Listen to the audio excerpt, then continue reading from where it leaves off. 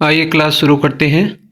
स्वामी विवेकानंद जी के एक प्रसिद्ध कोट के साथ, जिस समय जिस काम के लिए प्रतिज्ञा करो, ठीक उसी समय उसे करना चाहिए, नहीं तो लोगों का विश्वास उठ जाता है।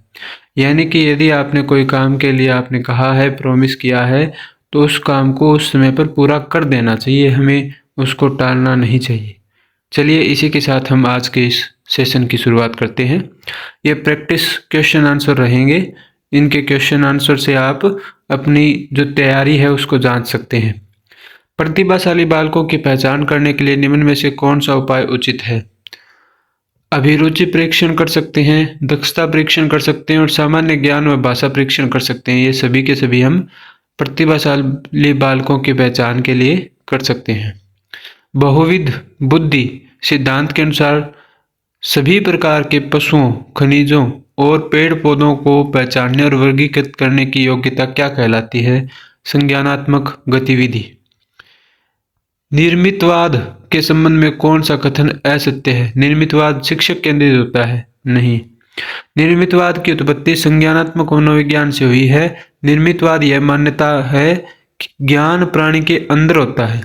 यानी कि ये जो है ना, ये मानते हैं कि व्यक्ति के अंदर ज्ञान होता है और वो अपने समझ से, अपनी बुद्धि से कुछ भी लक्ष्य हासिल कर सकता है। मानवीय मूल्यों जो प्रकृति में सार्वत्रिक है का विकास का क्या अर्थ है? अभिव्यक्ति। छात्रों की व्यक्तिगत रुचियों और अभिव्यक्ति के विकास से संबंधित मूल्यांकन की सर्वोत्तम प्रणाली क्या है? प्रश्नावली विधि। जब एक विद्यार्थी असफल होता है तो उसे क्या समझा जाता है? यह व्यक्ति को असफलता है। यानी कि एक विद्यार्थी असफल होता है तो व्यक्ति का असफलता है। पूरी क्लास असफल होती है, इसका मतलब वो टीचर फेल है। लेकिन यदि पूरी क्लास को अच्छे मार्क्स आ रहे हैं, एक बच्चा फेल हो जाता है, तो इसका मतलब उस बच्चे में कुछ कमी रही होगी। उस बच्चे को फिर से उसको डायग्नोस करने की ज़रूरत है। उसको सबसे पहले जांच करें, उसके बाद उसके निदान करें। यानी कि जांच के बाद उसके निदानिक जो भी सिस्टम हो, जिस प्रकार की शिक्षा की आवश्यकता हो, वो शिक्षा देनी चाहिए। गणित में व्यक्तिगत उपचारात्मक शिक्षण का आयोजन किया जाना चाहिए। सामूहिक उपचारात्मक शिक्षण के पहले, यानी कि सबसे पहले व्यक्तिगत रूप से उनको जो है क्वेश्चन वगैरह समझाने चाहिए, उसके बाद पूरे समूह को समझाने चाहिए क्वेश्चन वगैरह। ये इसमें कहा गया है। मैकडूगल के अनुसार मूल प्रवृत्ति जिज्ञासा का संबंध निम्न में से किस संवेग से है? आश्चर्य से। यानी कि जिज्ञासा क्यों पैदा होती है? आश्चर्य से पैदा होती है। हम किसी चीज को क्यों जानना चाहते हैं? जब हमें आश्चर्य होता है ये कैसे हुआ, फिर हम जानने की कोशिश करते हैं। कक्षा में दबंग जाति के कुछ बच्चे कक्षा का अनुशासन भंग करते हैं। इससे निपटने के लिए क्या करना चाहिए? बच्चों की उद्दंडता के निवारण के लिए उसके अभिभावकों के साथ मिलकर हल निकालना चाहिए। कभी भी उनको पीटना वगैरह नहीं चाहिए। किसी भी बालक को नहीं पीटना चाहिए, किसी भी बालक को सजा नहीं देनी चाहिए। दूसरे वर्ष के अंत तक शिशु का शब्द भंडार कितना हो जाता है? 100 शब्द। निबंधात्मक परीक्षण का दोष क्या है? विश्वसनीयता का अभाव। प्रतिबिंब, अवधारणा, प्रतीक एवं संकेत, भाषा, शारीरिक क्रिया और मानसिक क्रिया किस में अंतर्निहित है? विचारात्मक प्रक्रिया में। असमायोजन का पारिवारिक कारण नहीं है, संयुक्त परिवार।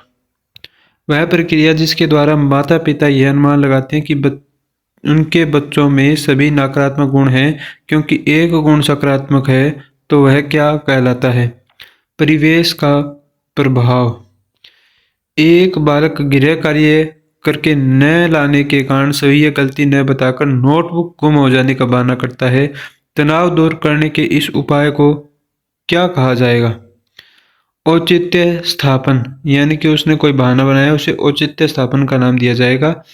ये अलग अलग उपाय होते हैं, इसके बारे में बताया जा चुका है। आप वीडियोस को देखोगे, उसमें कोई ना कोई ऐसी क्लास मिल जाएगी, और नहीं है तो हम डिटेल वीडियो क्लास ऐसी बना देंगे जिसमें कि अलग अलग उपाय होते हैं। रेचन करना या उसका प्रत्यारोपण करना, ये सारी चीजें। रेचन का मतलब जो गुस्सा वगैरह है उसको निकालने का प्रयास करना। प्रत्यारोपण मतलब किसी और पर दोषारोपण कर देना कि उस व्यक्ति ने, उस बच्चे ने मेरी कॉपी चुरा ली, उस बच्चे ने मुझे काम नहीं करने दिया, आदि आदि। इनमें से कौन सा एक असतत चर का उदाहरण नहीं है? असतत चर कौन सा है? आयु। आयु असतत चर है, असतत चर नहीं है, बाकी सब सतत चरण है। जोशी द्वारा सामूहिक परीक्षण कहाँ किया गया? बनारस हिंदू विश्वविद्यालय में। कक्षा नायक द्वारा प्रयुक्त मूल्यांकन का प्रकार अनुदेशन के समय सीखने के विकास में किया जाता है, तो वह कौन सा मूल्यांकन कहलाता है? फॉर्मेटिव मूल्यांकन। पर मस्तिष्कीय पक्षाघात का मुख्य कारण क्या है? मस्तिष्क की चोट। इनमें से कौन सी संस्था सामाजिक परंपराओं के हस्तांतरण में सबसे अधिक योगदान देती है? परिवार।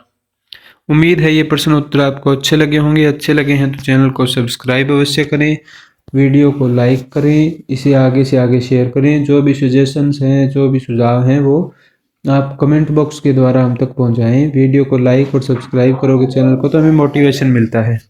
धन्यवाद।